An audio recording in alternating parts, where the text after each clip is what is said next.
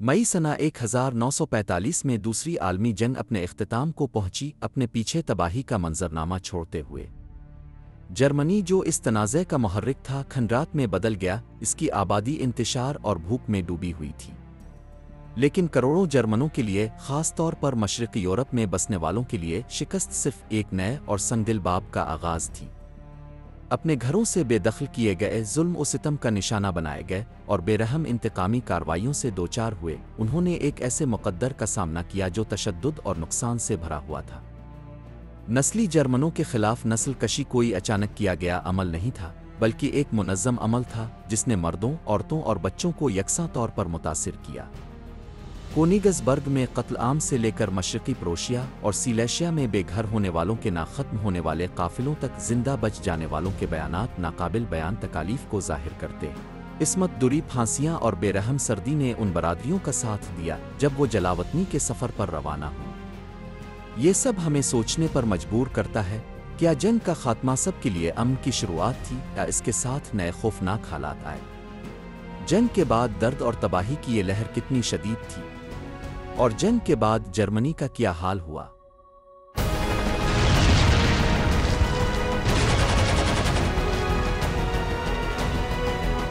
सल्तनत का ज़वाल। जर्मनी खंडात में सना 1945। मई सना 1945 में जर्मनी की गैर मशरूत हथियारी के साथ यूरोप में दूसरी आलमी जंग का इख्तिताम हुआ।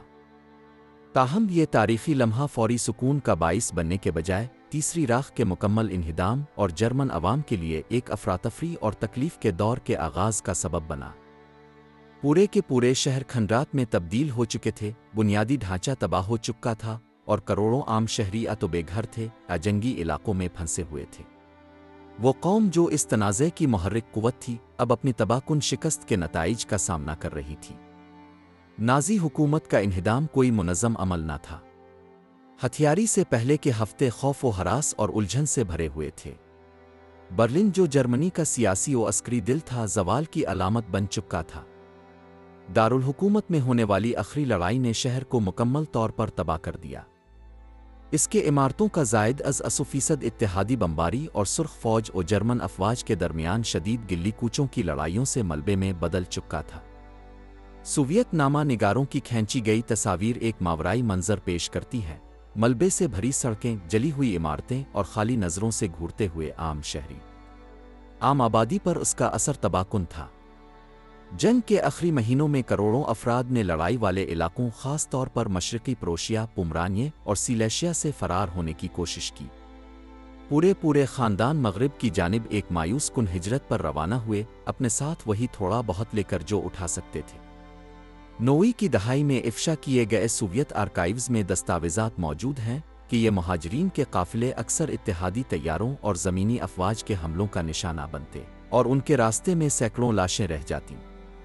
इन रास्तों में से एक पर बच जाने वाले एक शख्स ने याद किया, ऐसा लगता था जैसे आसमान और ज़मीन हमारे खिलाफ हो चुके हों। हर कदम एक ख़तरा था। माएँ अपने बच्चों को गोद में लिए हुए थीं, लेकिन सब मंजिल तक न पहुँच सके। दूसरी जानिब जर्मन शहरों के अंदर खुराक की किल्लत और बुनियादी सहूलियात के इन्हिदाम ने करोड़ों अफराद को मायूसी के दहाने तक पहुँचा दिया। ब्लैक मार्केट्स परवान चढ़ने लगे और बहुत से लोग ज़रूरी अशिया हासिल करने के लिए चीज़ों का तबादला करने लगे। बैन अल अक़वामी रेड क्रॉस की एक रिपोर्ट सना 1946 में बताती है कि हैम्बर्ग और ड्रेसडन जैसे शहरों में लोग ज़ाती कीमती अशिया को रोटी के एक टुकड़े या थोड़े से कोयले के एवज़ तब्दील करते थे। भूख ही वाहिद दुश्मन न था। बीमारियों ने जो सफाई के फुकदान और गुंजान सूरत-ए-हाल की वजह से बढ़ गईं, तेज़ी से फैलना शुरू कर दिया। कुछ मामलात में टाइफाइड और पैचिश ने वबाई शक्ल इख्तियार कर ली। हस्पतालों में गुंजाइश न थी और वो साजो सामान से महरूम थे, इसलिए तमाम मुतासरा अफराद का इलाज मुमकिन न था। एक डॉक्टर जिसने बर्लिन में हथियारी के बाद काम किया, अपनी डायरी में लिखता है, हर रोज़ मरीजों की तादाद बढ़ती जा रही थी। औरतें और बच्चे कई दिनों से भूखे थे, उनके जिस्म मामूली इन्फेक्शन भी बर्दाश्त न कर सकते थे। हम खुद को बेबस महसूस करते थे। इसी दौरान इत्तेहादियों के ज़ेर कब्ज़ा इलाकों में जर्मन आबादी के साथ सलूक खासा मुख्तलिफ था। मशरिक़ में सुर्ख फ़ौज के कंट्रोल में शहरियों के ख़िलाफ़ इंतकामी कार्रवाइयाँ आम थीं। عصمت دری، لوٹ مار اور بغیر مقدمے کے سزائیں ہزاروں جرمنوں کے لیے ایک تاریخ حقیقت بن گئیں۔ اگرچہ یہ اقدامات سرکاری طور پر منظور شدہ نہ تھے، NKVD کی داخلی دستاویزات سے معلوم ہوتا ہے کہ اکثر یہ کارروائیاں سوویت علاقے میں نازی مظالم کے بدلے کے طور پر برداشت کی جاتی تھیں۔ ایک گواہی جو پولش محققین نے قلم بند کی بیان کرتی ہے کہ کونیگز برگ کی ایک خاتون نے اپنے ہمسائے کو سزائے موت دیے جانے کا منظر دیکھا، جس پر بغیر ثبوت کے SS کا رکن ہونے کا الزام لگایا گیا تھا۔ مغرب میں امریکی، برطانوی اور فرانسیسی انتظامیہ کے تحت جرمن شہریوں کے ساتھ پالیسیاں نسبتاً منظم تھیں، تاہم حالات اب بھی سخت تھے۔ اتحادی حکام نے مقامی آبادی کی نقل و حرکت اور سرگرمیوں پر سخت پابندیاں نافذ کیں، جبکہ وہ نازی حکومت کے ڈھانچوں کو ختم کرنے پر کام کر رہے تھے۔ جرمن باشندے، جن میں سے کئی نفسیاتی طور پر شکست خوردہ اور جسمانی طور پر تھکے ہوئے تھے، اپنی قوم کو شکست دینے والی طاقتوں کے زیر تسلط زندگی گزارنے کی ذلت بھی جھیل رہے تھے۔ سماجی انتشار نے جرمنی میں جرائم میں اضافے کی صورت میں بھی خود کو ظاہر کیا۔ مرکزی حکومت کے انہدام کے ساتھ ہی چوریاں، حملے اور دیگر پرتشدد کارروائیاں بڑھ گئیں۔ کئی شہروں میں اتحادی افواج کو امن و امان بحال کرنے کے لیے مداخلت کرنا پڑی، حالانکہ ان کے وسائل محدود تھے۔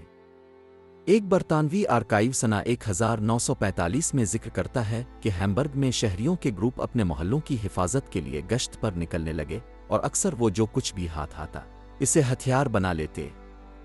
ان مشکلات کے باوجود امید کی کچھ کرنیں بھی ابھرنے لگیں۔ بین الاقوامی تنظیمیں جیسے کہ ریڈ کراس اور اقوام متحدہ انسانی ہمدردی کی امداد تقسیم کرنے کے لیے میدان میں آئیں۔ بیرون ملک سے آنے والے خوراک اور دوا کے پیکٹوں نے کئی جانیں بچائیں، حالانکہ وہ تمام ضرورتوں کو پورا کرنے کے لیے ناکافی تھے۔ اس دور کی تصاویر برلن میں بچوں کو قطار میں کھڑے دکھاتی ہیں جو روٹی حاصل کرنے کا انتظار کر رہے ہیں، ان کے چہرے تھکن سے نڈھال مگر گرم خوراک کی امید سے روشن ہے۔ تیسری راکھ کا زوال ایک ظالم حکومت کے خاتمے کا نشان تھا، لیکن یہ کروڑوں جرمنوں کے لیے ایک طویل اذیت کے دور کا آغاز بھی تھا۔ جنگ سے پیدا ہونے والے جسمانی و جذباتی ملبے نے ایک ایسے تاریک باب کی بنیاد رکھی جہاں بقا کی جدوجہد نے زندگی کے ہر پہلو کو متعین کیا۔ UND، لاکھوں کی ہجرت اور جبری بے دخلی۔ سنہ 1945 میں جرمنی کی ہتھیاری کے بعد یورپ میں ایک بڑی انسانی بحران نے جنم لیا۔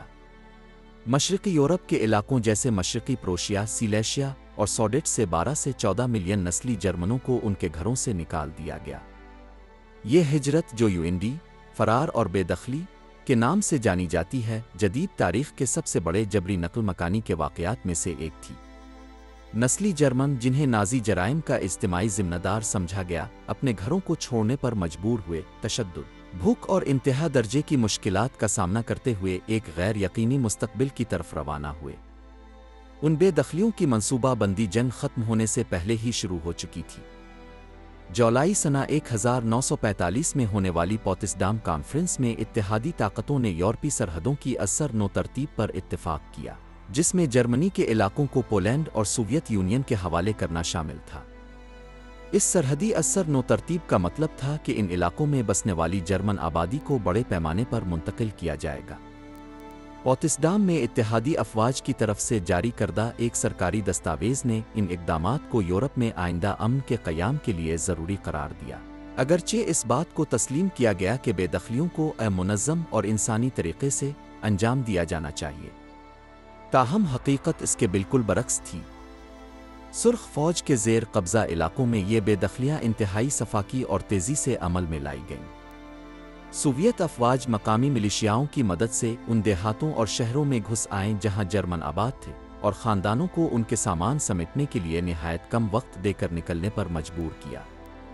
سنہ 1908 میں افشا ہونے والے ایک سوویت آرکائیو میں بتایا گیا ہے کہ جرمنوں کو مال بردار ریل گاڑیوں میں بھر کر، جنہیں اصل میں مویشیوں کی ترسیل کے لیے بنایا گیا تھا، مغربی جرمنی کی جانب ہفتوں طویل سفر پر روانہ کر دیا جاتا تھا۔ ان گاڑیوں میں حالات غیر انسانی تھے، نہ حرارت، نہ مناسب ہواداری، اور نہ ہی خوراک پانی کی مناسب فراہمی۔ سنہ 1945 اور 1946 کی شدید سردی نے ان بے دخل کیے گئے افراد کی مشکلات میں اور اضافہ کر دیا۔ مشرقی پروشیا میں ہزاروں لوگ مغرب کی طرف پیدل لمبے سفر کے دوران جم کر ہلاک ہو گئے۔ सोवियत जंगी नामा निगारों की ली गई तस्वीर में मुहाजिरीन के ना खत्म होने वाले काफिले दिखाई देते हैं, जिनमें बच्चे और बूढ़े शामिल थे जो बर्फ में आगे बढ़ने की जिदोजहद कर रहे थे। जिंदा बच जाने वालों के बयानात एक दिल खराश मंजर पेश करते हैं। ग्रीटा एम, एक खातून जो सिलेशिया से अपने खानदान के साथ निकाली गई थी, ने याद किया, मेरी माँ मेरे छोटे भाई को गोद में लिए हुए थी और मैं हमारी चीज़ों से भरा हुआ एक छोटा सा बर्फानी गाड़ी खींच रही थी। कभी हमें सामान पीछे छोड़ना पड़ता ताकि हम आगे बढ़ सके। सर्दी नाकाबिल बर्दाश्त थी, लेकिन अगर रुकते तो मर जाते। मौसमी हालात के अलावा मुहाजिरीन को रास्ते में तशद्दुद और ज़्यादतियों का भी सामना करना पड़ा। कई मौक़े पर ट्रेनें और मुहाजिरीन के काफ़िले मकामी मिलिशियाओं के हमलों का निशाना बनते, जो नाज़ियों के दौरान कब्ज़े के मज़ालिम का बदला लेना चाहते थे। सना 1992 में मिलने वाले पोलिश आर्काइव्स में बताया गया है कि कुछ गिरोह घात लगाकर उन जर्मनों की थोड़ी सी जमा पूंजी लौटने के लिए हमले करते। मशरक़ी प्रोशिया में ये भी दस्तावेज़ी शक्ल में मौजूद है कि मुहाजिरीन को मकामी मिलिशियाओं ने नाज़ी हुकूमत से मुबैना ताल्लुक़ के इल्ज़ाम में बग़ैर किसी मुक़दमे के कत्ल कर दिया। इस दौर में जर्मन औरतें और लड़कियां ख़ास तौर पर गैर महफूज थीं। फ़ौजियों और मिलिशियाओं के हाथों इज्तिमाई ज़्यादती के वाक़यात इस ज़माने की शहादतों में बार बार आते हैं। 90 की दहाई में जर्मन मुअर्रिख़ीन की एक तहक़ीक़ से इंकिशाफ हुआ कि उन जबरी बेदखलियों के दौरान कम अज़ कम 2 मिलियन जर्मन औरतें जिनसी तशद्दुद का निशाना बनीं। अगरचे इनमें से कई कहानियाँ अशरों तक खामोश रहें, लेकिन जो बयानात मंजर आम पर आए उन्होंने इंसानियत के शदीद नफसियाती और जिस्मानी असरात को नुमाया किया। जिन लोगों ने किसी तरह जर्मनी पहुंचकर पनाह ली, उनके लिए भी हालात ख़ास तौर पर बेहतर ना थे। मग़रबी जर्मनी में मुहाजिर कैंप गुंजाइश से कहीं ज़्यादा भरे हुए और नाक़िस सहूलियात के हामिल थे। बैन अल अक़वामी रेड क्रॉस की सना 1947 की एक रिपोर्ट में बयान किया गया है कि बाज़ कैंपों में ख़ानदान आर्जी बैरकों में रहते थे, जहां उन्हें दर्जनों दीगर अफराद के साथ छोटे छोटे मकामात पर जगह बांटना पड़ती थी। बीमारियां बदस्तूर फैलती रहें और बच्चों और बूढ़ों में ग़िज़ाई क़िल्लत आम थी।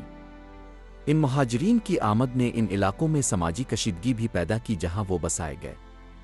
मकामी जर्मन बाशिंदे, जो पहले ही एक जंग से तबाहाल कौम में मुश्किलात का सामना कर रहे थे, इन मुहाजिरीन को एक इजाफी बोझ के तौर पर देखते थे। कुछ मौक़े पर उन मुहाजिरीन को इम्तियाज़ और इनकार का सामना भी करना पड़ा। बाविरिया की हुकूमत के एक आर्काइव में दर्ज है कि सना 1946 में एक देही कस्बे के रिहायशियों ने अपने इलाके में मुहाजिर कैंप के क़याम के ख़िलाफ़ मुज़ाहरे किए। इन मुश्किलात के बावजूद बेदखल किए गए अफराद ने आहिस्ता आहिस्ता अपनी ज़िंदगियों को असर नो तामीर करना शुरू किया। कुछ ने ज़राअत सनत में मुलाज़मतें तलाश की, जबकि दीगर ने इन तालीमी मौक़े से फ़ायदा उठाया जो आने वाले बरसों में दस्तयाब हुई। ताहम बेदखली का सदमा उनकी बरादरियों पर एक नाकाबिल मिट असर छोड़ गया। अपने घरों के नुकसान, सफ़र की अजियत और एक मुखालिफ माहौल में ज़िंदा रहने की जिदोजहद की यादें नस्ल दर नस्ल मुंतकिल होती रहीं और बेदखल किए गए जर्मनों की शनाख्त का एक बुनियादी हिस्सा बन गईं। ये जबरी बेदखली का अमल, जिसे इस वक्त यूरोप में इस्तेहकाम कायम रखने के लिए ज़रूरी करार दिया गया था, करोड़ों अफराद के लिए नाकाबिल बयान तकलीफ़ का सबब बना। दहाइयों पर मुहित दस्तावेज़ात और बयानात ये ज़ाहिर करते हैं कि कॉन्फ्रेंस हालों में किए गए सियासी फ़ैसले किस तरह अफराद की ज़िंदगियों में मोहलिक नताइज लाते हैं। यूरोपी तारीख़ का ये बाब अगरचे दूसरी आलमी जंग के दीगर पहलुओं की निस्बत कम मरूफ़ है, मगर ये अब भी इस तनाज़े के छोड़े गए गहरे ज़ख्मों की याद दिलाता है। बेलगाम इंतकाम, कोनिग्सबर्ग, ब्रुसेलो और दीगर शहरों में कत्ल आम। तीसरे राख के ज़वाल ने सना 1945 में मशरक़ी यूरोप में जर्मन शहरियों के ख़िलाफ़ इंतकामी कार्रवाइयों की एक लहर को जन्म दिया। कोनिग्सबर्ग, ब्रुसेलो और दीगर उन शहरों में जो पहले नाज़ी कंट्रोल में थे, सुर्ख फ़ौज की अफ़वाज ने मकामी मिलिशियाओं की मदद से ऐसे इंतकामी इक़दामात किए जो जंग के इख्तिताम के सबसे तारीक अबवाब में से एक बन गए। ये कत्ल आम, अंधाधुंध तशद्दुद, फौरी फांसियाँ और जुल्म व ज़्यादती के साथ मुतासरा बरादरियों पर गहरे ज़ख्म छोड़ गए। कोनिग्सबर्ग, जो मशरक़ी प्रोशिया का एक सकाफ़ती मोती समझा जाता था, जंग के आखिरी अयाम में एक सफ़ाक तब्दीली का गवाह बना। शहर कई हफ्तों तक सुर्ख फ़ौज के मुहासरे में रहा और बिलाखिर अप्रैल सना 1945 में गिर गया। जब सोवियत अफ़वाज शहर में दाखिल हुईं तो उन्हें एक थकी मांदा, भूखी और मायूस शहरी आबादी मिली। تاہم وہ سپاہی جنہوں نے اپنے علاقوں میں نازی مظالم جھیلے تھے ہمدردی کے لیے جگہ نہ رکھتے تھے۔ سنہ 1992 میں افشا کیے گئے سوویت آرکائیوز میں تفصیل سے درج ہے کہ کس طرح ان مردوں کو جن پر اکثر بغیر ثبوت کے نازی حکومت سے تعاون کا الزام لگایا گیا، اجتماعی طور پر موت کے گھاٹ اتارا گیا۔ کونیگز برگ کی ایک بچ جانے والی خاتون جن کی شناخت ہیلگا ایل کے طور پر ہوئی نے 50 کی دہائی میں ایک انٹرویو میں ان انتقامی کارروائیوں کا چشمدید حال سنایا۔ مردوں کو ان کے گھروں سے نکالا جاتا اور سڑک پر قطار میں کھڑا کیا جاتا۔ ہم اپنی کھڑکیوں سے گولیاں چلنے کی آواز سنتے لیکن کچھ کر نہیں سکتے تھے۔ یہ انصاف نہ تھا، یہ صفایا تھا۔ خوف صرف پھانسیوں تک محدود نہ رہا۔ سوویت افواج کی جانب سے کی گئی اجتماعی جنسی زیادتیاں دہشت پھیلانے کی ایک منظم حکمت عملی تھی جس نے ہر عمر کی عورتوں کو متاثر کیا۔ اندازہ ہے کہ کونیگز برگ میں دسیوں ہزار عورتیں شہر کے قبضے کے بعد جنسی تشدد کا شکار ہوئیں۔ NKVD کی ایک دستاویز ظاہر کرتی ہے کہ یہ اقدامات اگرچہ باضابطہ طور پر ممنوع تھے مگر اعلیٰ افسران اکثر انہیں نظر انداز کرتے اور انہیں جنگ کے ناگزیر نتائج سمجھا جاتا۔ ان واقعات کے جسمانی اور نفسیاتی اثرات ان متاثرین پر گہرے نقش چھوڑ گئے جن میں سے اکثر اپنی کہانیاں کبھی بیان نہ کر سکے۔ سیلیشیا کا ایک اور اہم شہر بریسلو بھی ایسا ہی انجام بھگت چکا۔ کئی مہینوں تک یہ شہر شدید لڑائی کا مرکز بنا رہا جب جرمن افواج سوویت پیش قدمی کا مقابلہ کرنے کی کوشش کر رہی تھی۔ جب یہ شہر آخرکار مئی سنہ 1945 میں گر گیا تو شہری آبادی کے خلاف انتقامی کارروائیاں فوراً شروع ہو گئیں۔ 70 کی دہائی میں ملنے والے پولش آرکائیوز میں دستاویز ہے کہ کس طرح سوویت افواج نے منظم انداز میں شہر کو لوٹا، املاک کو تباہ کیا اور ان شہریوں کو پھانسی دی جن پر نازی پارٹی کا رکن ہونے کا شبہ تھا۔ ایک نہایت ہولناک واقعے میں ایک خاندان جو چرچ میں پناہ لیے ہوئے تھا باہر نکالا گیا اور عوامی طور پر گولی مار دی گئی۔ ایک پولش عینی شاہد جس نے یہ منظر دیکھا نے برسوں بعد بیان دیا، سپاہیوں میں ایک بے قابو غصہ تھا۔ وہ مجرم اور بے گناہ میں فرق نہیں کرتے تھے۔ ان کے لیے تمام جرمن ہی قصوروار تھے۔ کونیگز برگ اور بریسلو دونوں جگہوں پر انتقام صرف سوویت افواج تک محدود نہ رہا۔ مقامی ملیشیائیں جن میں اکثریت ان لوگوں کی تھی جو نازی قبضے کے دوران ظلم سہ چکے تھے بھی پرتشدد کارروائیوں میں شامل ہو گئیں۔ یہ ملیشیائیں جن کے پاس چاقو، پستولیں اور دیگر دیسی ہتھیار تھے عوامی لنچنگ اور لوٹ مار میں شریک ہوئیں اور افراتفری کو مزید ہوا دی۔ کونیگز برگ میں سنہ 1995 میں دریافت ہونے والے ایک آرکائیو میں درج ہے کہ کس طرح ایک گروپ نے ایک جرمن تاجر کو جس پر اپنے پڑوسیوں کو نازی حکومت کے دوران مخبری کا الزام تھا زندہ جلا دیا۔ دیگر علاقوں میں جیسے مشرقی پروشیا کا نیمیرسڈورف قتل عام اور بھی بڑے پیمانے پر ہوا۔ نیمیرسڈورف ان اولین جرمن دیہات میں سے تھا جسے اکتوبر سنہ 1944 میں سرخ فوج نے قبضے میں لیا اور وہاں ہونے والے مظالم مستقبل کے پھیلنے والے خوف کی علامت بن گئے۔ چشمدید گواہوں کے بیانات اور جرمن فوجیوں کی لی گئی تصاویر درجنوں شہریوں کو جن میں بچے اور بوڑھے شامل تھے دکھاتی ہیں جنہیں بغیر کسی عدالتی کارروائی کے قتل کر دیا گیا۔ اگرچہ ان قتل عام کی ٹھیک تفصیلات تاریخی اختلاف کا شکار ہیں، شواہد اس بات کی نشاندہی کرتے ہیں کہ یہ تشدد منظم اور دانستہ تھا۔ ان قتل عام کا نفسیاتی اثر زندہ بچ جانے والوں پر تباہ کن رہا۔ بہت سے متاثرین ناقابل برداشت صدمے کا سامنا کرتے ہوئے خاموشی اختیار کر گئے جبکہ کچھ نے ویرانی کے درمیان زندگی اثر نو بنانے کی کوشش کی۔ سنہ 1948 کی ایک نفسیاتی رپورٹ میں تفصیل سے درج ہے کہ کس طرح کونیگز برگ میں اجتماعی جنسی تشدد سہنے والی عورتوں میں شدید ڈپریشن اور اضطراب کے امراض دیکھے گئے، جبکہ وہ بچے جنہوں نے پھانسیاں دیکھیں شدید بعد صدماتی تناؤ کی علامات ظاہر کرتے تھے۔ ان واقعات کی شدت کے باوجود سرکاری دستاویزات محدود ہی رہے۔ اتحادی طاقتیں جو جنگ کے بعد کے استحکام کو برقرار رکھنے کی خواہاں تھیں ان قتل عام اور مظالم کی خبروں کو کم اہمیت دیتی رہیں۔ تاہم بعد کے برسوں میں زندہ بچ جانے والوں کی شہادتوں اور افشا شدہ آرکائیوز نے ان انتقامی کارروائیوں کے حجم پر روشنی ڈالنا شروع کی۔ سنہ 1987 میں ملنے والا ایک جرمن آرکائیو ایک ایسی فہرست پر مشتمل تھا جس میں مشرقی پروشیا میں انتقامی کارروائیوں کے دوران لاپتہ ہونے والے 10,000 سے زائد شہریوں کے نام درج تھے جن میں سے بہت سے کبھی نہ مل سکے۔ یہ قتل عام کا ورثہ ایک تاریک یاد دہانی ہے کہ جنگ کا اختتام سب کے لیے امن نہ لا سکا۔ कोनिग्सबर्ग ब्रुसेलो और मशरक़ी यूरोप के दीगर शहरों के जर्मनों के लिए शिकस्त एक नए अहद अज़ियत का आगाज़ थी जिसने पूरी नस्लों को अपने असर में जकड़ लिया। इज्तिमाई सज़ा, जर्मन ज़िम्मेदारी का नज़रिया। दूसरी आलमी जंग के बाद जर्मनों पर नाफिज किए गए इज्तिमाई सज़ा के नज़रिए की बुनियाद इस तसव्वुर पर रखी गई थी कि पूरी कौम किसी न किसी दर्जे में नाज़ी हुकूमत के जराइम की ज़िम्मेदार है। ये नुक्ताए नज़र न सिर्फ इत्तेहादी ताकतों की जानिब से फ़रोग़ दिया गया बल्कि इन अक़वाम की तरफ से भी वसी पैमाने पर कबूल किया गया जिन्होंने जर्मन कब्ज़े के तहत मसाइब सहे थे। इज्तिमाई बेदखलियों से लेकर जबरी मशक्क़त और बराह रास्त इंतकामी कार्रवाइयों तक इस नज़रिए ने बाद अज़ जंग पॉलिसियों को तश्कील दिया और करोड़ों अफराद के लिए अज़ियतों की ऐसी मीरास छोड़ी जो आज भी महसूस की जाती है। जुलाई सना 1945 में पोत्सडाम कॉन्फ्रेंस के दौरान तय पाने वाले मुआहदों में इत्तेहादी क़ुव्वतों ने जर्मनी के इन्हिदाम से निमटने के तरीक़ों पर बहस की। इलाक़ाई तक़सीम और गैर अस्करी बनाने के साथ साथ जर्मनों की ज़िम्मेदारी का सवाल भी ज़ेरे गौर आया। कॉन्फ्रेंस के बाद जारी होने वाली एक सरकारी दस्तावेज़ में दर्ज था कि जर्मनों को जंगी जराइम और नाज़ी कब्ज़े के दौरान किए गए मज़ालिम के लिए जवाबदेह ठहराया जाना चाहिए। अगरचे इब्तिदाई तौर पर यह रवैया नाज़ी क़यादत तक महदूद था, जल्द ही इसे तमाम जर्मन अवाम पर नाफिज कर दिया गया, ख़ास तौर पर उन इलाक़ों में जो सोवियत यूनियन और पोलैंड के ज़ेरे कब्ज़ा थे। मशरक़ी इलाक़ों में इज्तिमाई ज़िम्मेदारी के नज़रिए को निहायत सख्ती से लागू किया गया।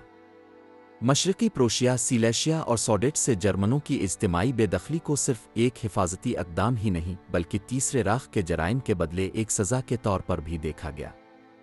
पोलिश आर्काइव्स जो सना 1991 में इफ़शा किए गए ज़ाहिर करते हैं कि मकामी हुक्काम उन बेदखलियों को अपने इलाक़ों को किसी भी जर्मन असर से ईसाफ़ करने और दोबारा कभी जर्मन जारहियत की बुनियाद न बनने देने का ज़रिया समझते थे। कई मौक़े पर यह मंतिक़ जर्मन शहरियों के ख़िलाफ़ अंधाधुंध तशद्दुद में तब्दील हो गई। NKVD की एक रिपोर्ट मरख़ा सितंबर सना 1945 में बताया गया कि किस तरह सोवियत अफ़वाज ने सिलेशिया के देहातों पर कब्ज़े के बाद बड़े पैमाने पर गिरफ्तारियां और जबरी नकल मकानी की कार्रवाइयां कीं, जिनकी बुनियाद सिर्फ वहां रहने वालों की कौमियत थी। मर्दों को जबरी मशक्क़त पर भेज दिया जाता जबकि औरतों और बच्चों को बग़ैर किसी पेशगी इत्तिला के उनके घरों से निकाल दिया जाता। ये नकल मकानी मौसम की शिद्दत मुतासरा अफराद की सेहत का ख्याल रखे बगैर की जाती, जिसके नतीजे में हज़ारों अफराद भूख, सर्दी और बीमारियों से हलाक हो गए। इज्तिमाई ज़िम्मेदारी के तसव्वुर को इस बात का जवाज़ बनाने के लिए भी इस्तेमाल किया गया कि जंग के बाद करोड़ों जर्मनों को जबरी मशक्क़त में झोंक दिया जाए। सोवियत यूनियन में दसियों हज़ार जर्मन शहरियों को दूर दराज के इलाकों में मौजूद गोलाग और लेबर कैंपों में भेज दिया गया। इन अफराद में से कई का नाज़ी हुकूमत से कोई बराह रास्त ताल्लुक़ न था, मगर उन्हें इंतहाई सख्त हालात में थका देने वाला काम करने पर मजबूर किया गया। सना 1994 में इफ़शा किए गए एक सोवियत आर्काइव में दर्ज है कि मर्दों और औरतों के मुकम्मल ग्रोहों को कोनिग्सबर्ग से साइबेरिया मुंतकिल किया गया ताकि वो सड़कों की तामीर और कोयले की कानों में काम करें। उन कैंपों में अमवात की शरह ख़तरनाक हद तक ज़्यादा थी। कुछ रिपोर्ट्स के मुताबिक पहले 2 साल में कैदियों का ज़ायद अज़ 30% मौत का शिकार हो गया। इस पॉलिसी का असर ख़ास तौर पर उन नस्ली जर्मन बरादरियों पर वाज़े था जो राख की सरहदों से बाहर आबाद थीं। मिसाल के तौर पर सोडेट्स में जंग के बाद 2 मिलियन से ज़ायद जर्मनों को उनके घरों से निकाल दिया गया। चेकोस्लोवाक हुक्काम ने पोत्सडाम मुआहदों की पुश्त पनाही से ये बेदखलियाँ मुनज़्ज़म अंदाज में अंजाम दें। कुछ मौक़े पर मकामी बाशिंदों को सिर्फ चंद घंटों का नोटिस दिया जाता और उन्हें तमाम ज़ाती अशिया वहीं छोड़ कर जाना पड़ता। 50 की दहाई में कलमबंद की गई एक गवाही के मुताबिक एक सोडेट ख़ानदान को फांसी की धमकी देकर घर छोड़ने पर मजबूर किया गया। हमें 1 घंटा दिया गया सामान समेटने के लिए। सिपाहियों ने हमें गांव के किनारे ले जाकर कहा कि कभी वापस न आना। हम सब कुछ पीछे छोड़ आए, हत्ता कि अपने दादा दादी की तस्वीरें भी। ऐसा लगता था जैसे हम कभी यहाँ थे ही नहीं। पोलैंड में इज्तिमाई ज़िम्मेदारी के बयानिए को जर्मनों की जायदादें ज़ब्त करने के लिए इस्तेमाल किया गया। सना 1945 में जारी करदा एक सरकारी फरमान के तहत किसी भी ऐसे फ़र्द की ज़मीन और अमलाक रियासत के हवाले कर दी गई जिसकी शनाख्त जर्मन के तौर पर हुई, क़त नज़र उसके कि इसका नाज़ी हुकूमत से कोई ताल्लुक़ था या नहीं। یہ جائیدادیں ان پولش شہریوں میں تقسیم کی گئیں جو جنگ کی وجہ سے بے گھر ہو چکے تھے، جس سے مقامی برادریوں اور باقی رہ جانے والے جرمنوں کے درمیان کشیدگی پیدا ہوئی۔ جرمن جنگی قیدیوں کے ساتھ برتاؤ بھی اجتماعی سزا کے اس نظریے کی عکاسی کرتا تھا۔ اگرچہ بین الاقوامی معاہدے قیدیوں کو کچھ بنیادی حقوق دیتے تھے، مگر کئی مواقع پر ان اصولوں کو نظر انداز کیا گیا۔ سوویت کیمپوں میں قیدیوں پر سخت تفتیش اور جبری مشقت مسلط کی جاتی اور ان کے پاس زندہ رہنے کے بہت کم وسائل ہوتے۔ NKVD کی ایک رپورٹ میں ذکر ہے کہ بعض کیمپوں میں قیدیوں کو مثال بنانے کے لیے استعمال کیا جاتا اور معمولی خلاف ورزی پر سخت جسمانی سزائیں دی جاتی۔ ان پالیسیوں کے پیچھے نظریاتی جواز نازی مظالم کے سبب پیدا ہونے والے گہرے صدمے میں پیوست تھا۔ جن اقوام نے جرمن قبضے کے تحت دکھ جھیلے تھے، وہ ان انتقامی اقدامات کو ایک طرح کا تاریخی انصاف تصور کرتی تھیں۔ تاہم ان عام جرمن شہریوں کے لیے جو ان پالیسیوں کا نشانہ بنے، ان کا اثر تباہ کن تھا۔ بین الاقوامی ریڈ کراس کی سنہ 1946 کی رپورٹ میں بیان ہے کہ مہاجر جرمن پناہ گزین کیمپوں میں انتہا درجے کی حالتوں کا سامنا کر رہے تھے، جہاں غذائی قلت اور بیماریوں کی شرح نہایت بلند تھی۔ ان تمام مشکلات کے باوجود کئی ممالک میں سرکاری بیانیہ ان اقدامات کو بعد از جنگ استحکام کے لیے ضروری قرار دیتا رہا۔ اتحادی رہنما بین الاقوامی تنقید سے بچنے کی خاطر مظالم کی کہانیوں کو اکثر کم اہمیت دیتے اور تعمیر نو کی کامیابیوں پر توجہ مرکوز رکھتے۔ تاہم افشا شدہ آرکائیوز اور متاثرین کی شہادتوں نے ان پالیسیوں کے حقیقی پیمانے کو بے نقاب کرنا شروع کیا اور سرکاری بیانیے کو چیلنج کیا۔ اجتماعی سزا کا یہ نظریہ ایک پیچیدہ ورثہ چھوڑ گیا۔ اگرچہ اسے تیسرے راہ کے جرائم کے بدلے میں انصاف کی ایک شکل سمجھا گیا، مگر اس نے ان لاکھوں افراد کے لیے ناقابل تصور تکلیف پیدا کی جو جنگ کے آغاز سے کوئی تعلق نہ رکھتے تھے۔ ان جرمنوں کے لیے جو اس دور سے زندہ نکلے، جسمانی اور جذباتی زخم نہایت گہرے تھے، اور ان تجربات کی کہانیاں نسل در نسل منتقل ہوئیں تاکہ یہ واقعات کبھی فراموش نہ کیے جائیں۔ گولاگ کا سایہ، جبری مشقت کے کیمپوں میں جرمن۔ سنہ 1945 میں جرمنی کی ہتھیاری کے بعد سوویت یونین نے ایک ایسی قوم کی تعمیر نو کا چیلنج سنبھالا جو جنگ سے تباہ ہو چکی تھی۔ اس مقصد کے لیے اس نے محنت کشوں کے ایسے ماخذ سے فائدہ اٹھایا جسے وہ ایک طرف تو وسائل اور دوسری طرف سزا کے طور پر دیکھتا تھا: گرفتار شدہ جرمن شہری اور جنگی قیدی۔ دسیوں ہزار مرد، عورتیں اور نو عمر افراد کو گولاگ، سوویت یونین کے وسیع جبری مشقت کے کیمپوں کے نظام میں بھیج دیا گیا، جہاں غیر انسانی حالات اور استحصال ان کی نئی حقیقت بن گئے۔ ان قیدیوں کی منتقلی جرمنی کی ہتھیاری کے کچھ ہی عرصے بعد شروع ہو گئی۔ NKVD کے وہ دستاویزات جو سنہ 1991 میں افشا ہوئیں ظاہر کرتی ہیں کہ ہزاروں شہریوں کو ان علاقوں میں گرفتار کیا گیا جو سرخ فوج کے قبضے میں آ چکے تھے، اور انہیں ممکنہ معاون و اثر نو تعینات کیے جانے والے کارکن کے طور پر نشان زد کیا گیا۔ ان افراد میں سے بہت سے کا نازی حکومت سے کوئی تعلق نہ تھا، مگر ان کی قومیت اور محنت کے قابل سمجھے جانے نے انہیں نشانہ بنا دیا۔ کونیگز برگ، سیلیشیا اور مشرقی پروشیا سے انہیں مال بردار ریل گاڑیوں میں سائبیریا، قفقاز اور وسطی ایشیا کے دور دراز علاقوں میں منتقل کیا گیا۔ یہ سفر کئی ہفتوں پر محیط ہوتا اور گاڑیوں میں نہ ہواداری ہوتی، نہ حرارت اور نہ بنیادی سہولیات۔ کونیگز برگ میں گرفتار ہونے والے ایک جرمن قیدی کی گواہی میں ان منت کلیوں کی حالت بیان کی گئی ہے: ہمیں گاڑیوں میں ایسے ٹھونس دیا گیا جیسے ہم مویشی ہوں۔ ہلنے کی جگہ بھی نہ تھی اور ہوا اتنی گھٹی ہوئی تھی کہ سانس لینا دشوار ہو گیا۔ ہم میں سے زیادہ تر کو یہ بھی معلوم نہ تھا کہ ہمیں کہاں لے جایا جا رہا ہے، بس اتنا پتہ تھا کہ یہ سفر کبھی ختم نہیں ہوگا۔ گولاگ پہنچنے پر قیدیوں کو ایک سخت رجسٹریشن کے عمل سے گزرنا پڑتا۔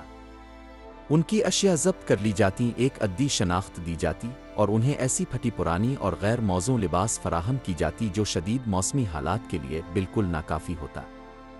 جہاں وہ رہتے تھے وہ بیرک لکڑی کے بنے ہوئے اور بغیر کسی موصلیت کے تھے، جو 0 سے نیچے درجہ حرارت میں کوئی تحفظ فراہم نہیں کرتے تھے۔ سردیوں میں شدید سردی، خوراک کی کمی اور ناقص لباس کا امتزاج بیماریوں کے عام اور اکثر مہلک ہونے کا سبب بنتا۔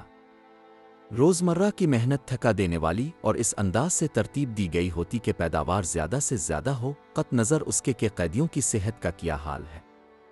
سائبیریا کے گولاگ میں کئی جرمن کوئلے اور دھات کی کانوں میں کام کرتے، جہاں وہ خطرناک حالات میں حفاظتی سامان کے بغیر سرنگیں کھودتے۔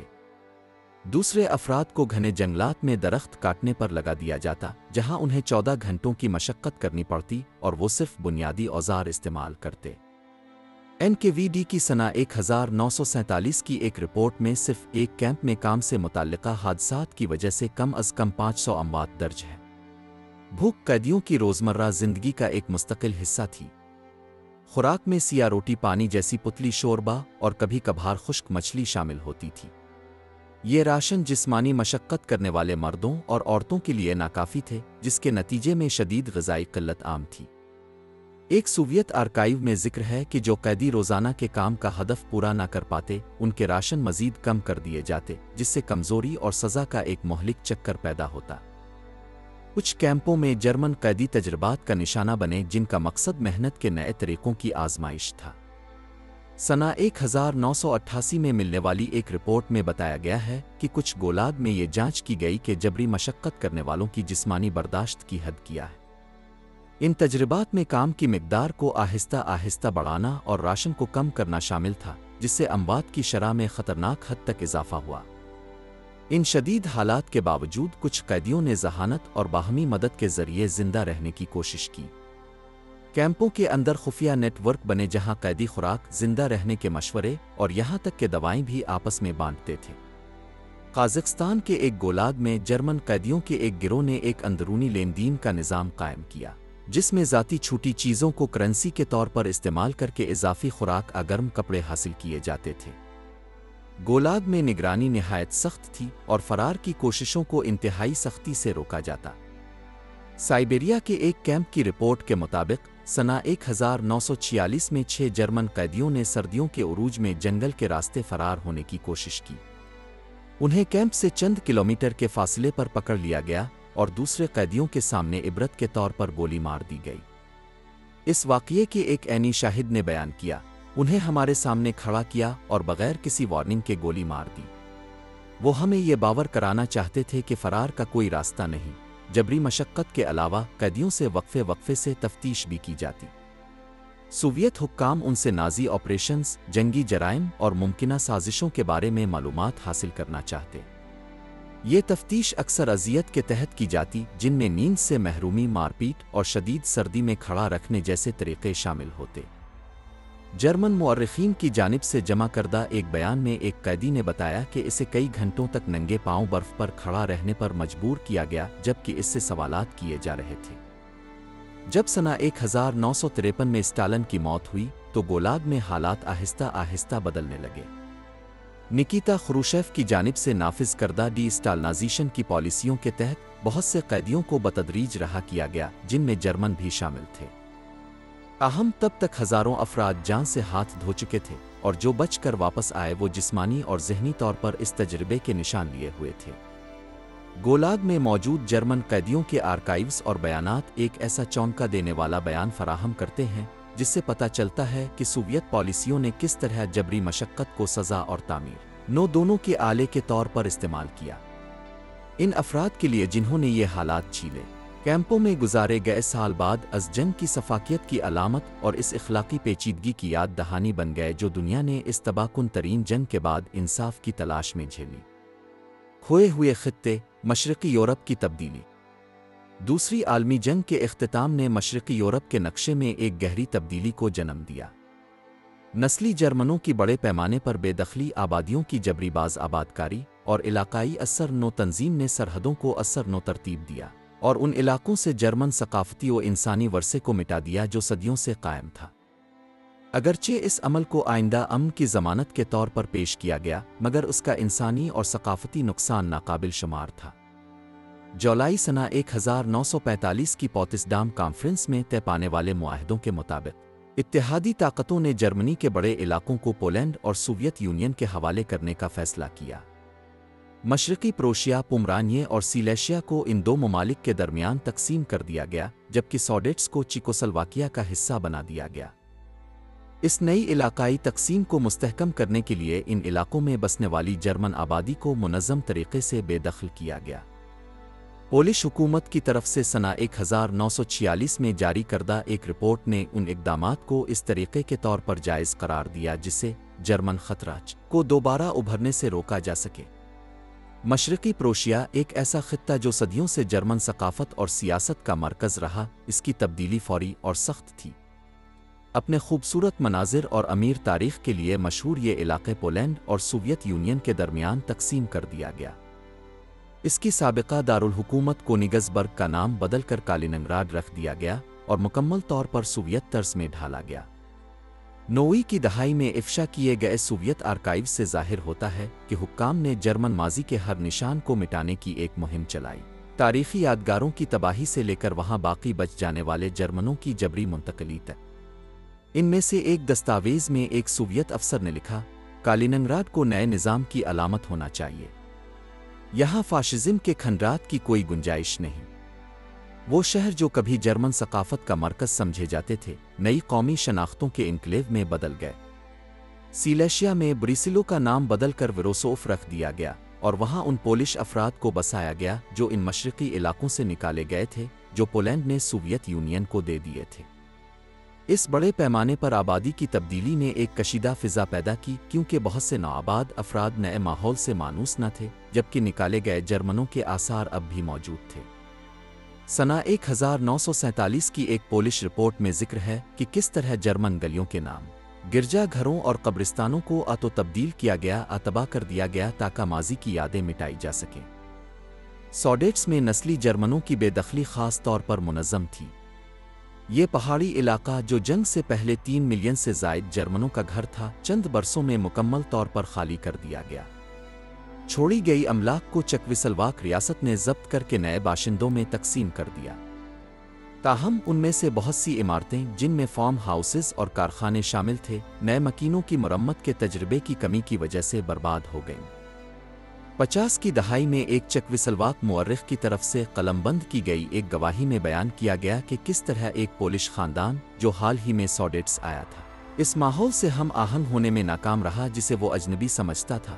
یہاں سب کچھ ان لوگوں کے نشانات سے بھرا ہوا تھا جو پہلے یہاں رہتے تھے۔ ایسا لگتا تھا جیسے جرمن اب بھی یہاں موجود ہوں، حالانکہ وہ جا چکے تھے۔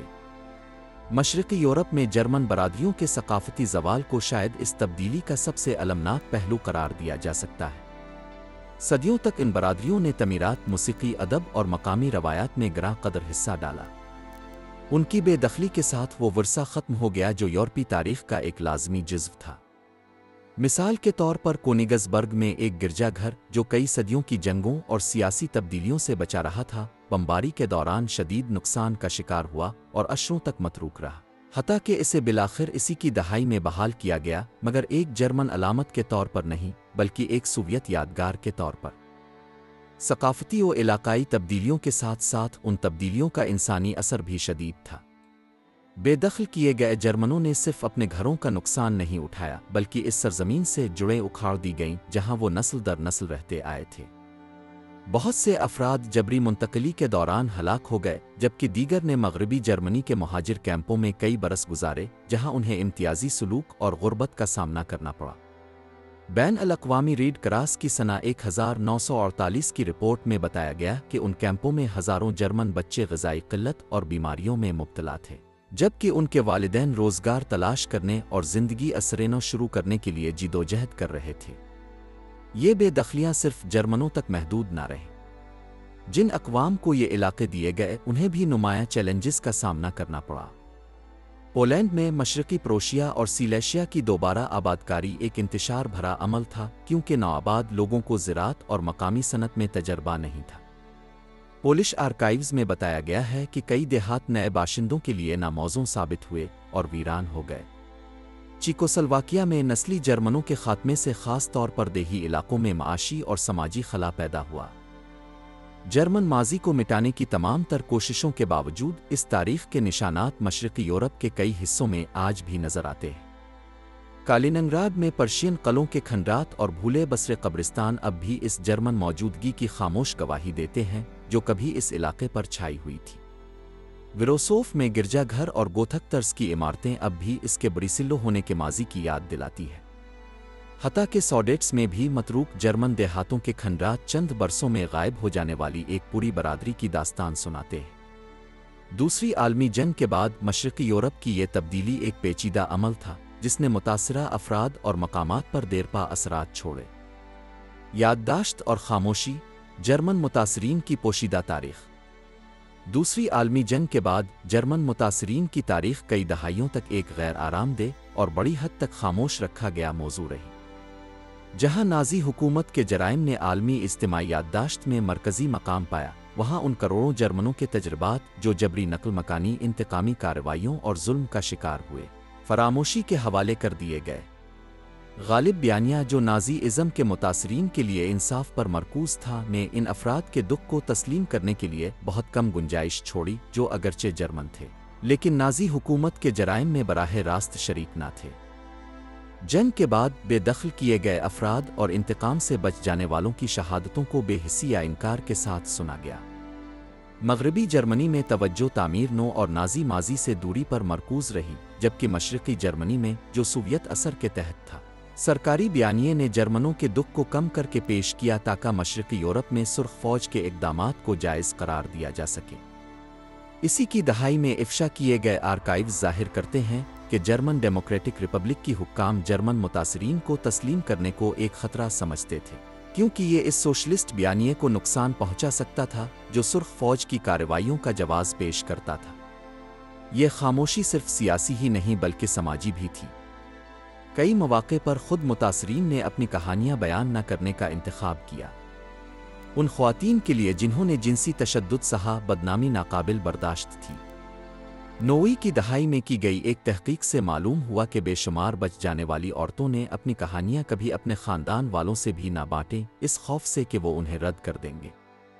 ایک خاتون جن کی شناخت مارٹا جی کے طور پر ہوئی نے اپنی زندگی کے آخری برسوں میں کہا، میں نے خاموشی کو ترجیح دی۔ میں نہیں چاہتی تھی کہ میرے بچے مجھ پر ترس کھائیں یا اس پر شرمندہ ہوں جو میرے ساتھ ہوا۔ جرمنی کے اتحاد کے بعد کے برسوں میں تسلیم کرنے کا ایک سست عمل شروع ہوا۔ ڈاکومنٹرز، کتابیں اور نمائشیں پہلی بار عوامی سطح پر بے دخل کیے گئے اور انتقامی کارروائیوں کا شکار بننے والے جرمنوں کے دکھ پر روشنی ڈالنے لگے۔ تاہم اس تسلیم کو بعض حلقوں کی طرف سے تنقید کا سامنا بھی ہوا، جن کا کہنا تھا کہ ان متاثرین پر توجہ مرکوز کرنے سے نازی جرائم کی سنگینی ماند پڑ سکتی ہے۔ پولینڈ میں حالیہ برسوں میں افشا کیے گئے آرکائیوز ظاہر کرتے ہیں کہ حتیٰ کہ 2000 کی دہائی میں بھی سیلیشیا اور مشرقی پروشیا میں بڑے پیمانے پر بے دخلیوں کی تحقیق کی اجازت دینے کی مزاحمت موجود تھی۔ ان رکاوٹوں کے باوجود جرمن متاثرین کی یادداشت نے خود کو مستحکم کرنا شروع کیا۔ بے دخل کیے گئے افراد اور بچ جانے والوں کی انجمنوں نے یادگاریں قائم کی اور علمی تحقیق کو فروغ دیا تاکہ اپنی برادری کے تجربات کو دستاویزی شکل دی جا سکے۔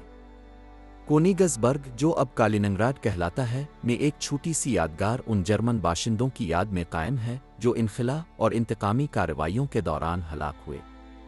سوڈیٹس میں ترک شدہ گرجا گھروں اور قبرستانوں کے کھنڈرات کو تاریخی مقامات کے طور پر بحال کیا گیا ہے تاکہ ایک مٹ چکی برادری کی یاد کو محفوظ رکھا جا سکے۔ ان متاثرین کی تاریخ اب بھی ایک متنازع موضوع ہے، لیکن اس کا اعتراف ان واقعات کی پیچیدگی کو سمجھنے کے لیے ناگزیر ہے جو اس تباہ کن جنگ کے بعد پیش آئے۔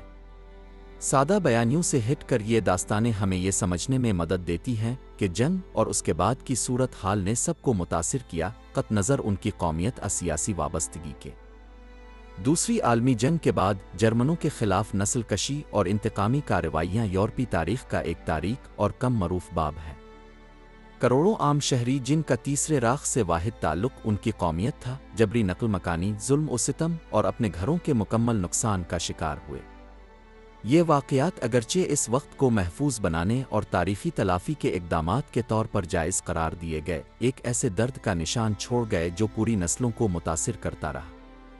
ان متاثرین کو تسلیم کرنے کا عمل ایک سست پیش رفت رہا ہے جسے سیاسی اور سماجی بیانیوں نے روکا جو دوسری ترجیحات کو فوقیت دیتے رہے۔